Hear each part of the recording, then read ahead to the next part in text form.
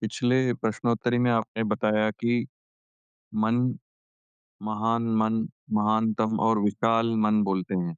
इसका थोड़ा संक्षिप्त परिचय दीजिए। कैसा होता है इसकी प्रक्रिया?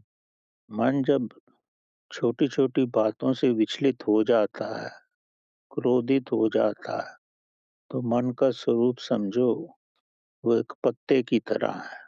थोड़ी-सी हवा आई तो खूब हिलने लगता है और जब पौधा बढ़ना प्रारंभ होता है, तो उसका तना बहुत ही पतला होता है और कमज़ोर होता है। जब आप ध्यान साधना करते हो या भक्ति में उतरते हो या प्रेम में उतरते हो, तो ये पौधे का तना पृथ्वी से शक्ति लेता है और धीरे-धीरे दृढ़ होने लगता है। उसी प्रकार भक्ति से, प्रेम से, ध्यान से मन भी दृढ़ होने लगता है और जैसे-जैसे समय गुज़रता है, पौधा और विकसित होता है। अब उसका तना थोड़ा मोटा होने लगता है। अगर पतला हो, तो हवा के झोंके से हिल सकता है। अब जैसे-जैसे इसमें शक्ति आती है, दृढ़ता आती है, तो हवा के झोंके का उस पे प्रभाव नहीं पड़ता। इसी तरह जैसे-जैसे मन में आध्यात्मिक शक्ति आती है, तब उसमें प्रभु के गुण आने लगते हैं। तब वो दृढ़ होने लगता है, जैसे तना दृढ़ होता है। तो इसीलिए पहले दुर्बल मन होता है, फिर उसमें थोड़ी शक्ति आती है। जैसे शिशु बालक बनता है, फिर वो बाल अवस्था से ऊपर आता है, दृढ़ होता है, फिर युवा होता है और फिर उसमें महान शक्ति आ जाती है। इसी तरह साधना करने से जैसे तना दृढ़ होने लगता है, वैसे मन भी दृढ़ होने लगता है और एक अवस्था ऐसी आ जाती है कि मन लोहे की तरह हो जाता है।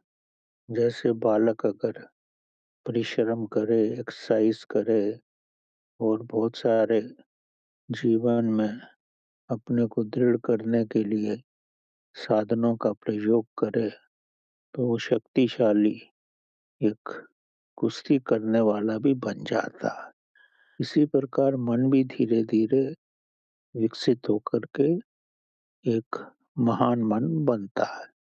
ये धीरे बहुत धीरे होता है ये सब कुछ और तब अगर आपको कोई अनुचित शब्द भी कह देगा, तो उसका आप पे प्रभाव नहीं होगा, क्योंकि अब आप में वो शक्ति आ गई है, आप में सहनशीलता आ गई है। तो यही मन की वृत्तियाँ हैं, धीरे-धीरे बढ़ता है, उसमें शक्ति आती है और ज़्यादा शक्ति पाने के लिए प्रभु की भक्ति चाहिए, ध्यान साधना चाहिए, ताकि उसमें दैविक गुण भी आ सकें। जब दैविक गुण आ जाते हैं मन में, तब वह मन जो है प्रभु की तरफ बड़ी गहराई से चलने लगता है और एक समय ऐसा आता है, मन में प्रकाश आ जाता है और वो प्रकाश जो है आपके भीतर चेतना को प्रदर्शित करने लगता है। अब इतना प्रकाशवान हो जाता है, उसमें कोई व्याधियाँ ही नहीं रहती। वो पूर्ण शक्तिशाली बन जाता है, प्रकाश का रूप हो जाता है। और जब वो प्रकाश का रूप हो जाता है, तो प्रकाश को तो ना हवा प्रभावित कर सकती है, ना आपके विचार प्रभावित कर सकते हैं। तो मन को प्रकाशवान बनाना ही उसको लोहे की तरह मजबूत बनाना है, तब उस पे किसी भी चीज़ का प्रभाव नहीं होगा।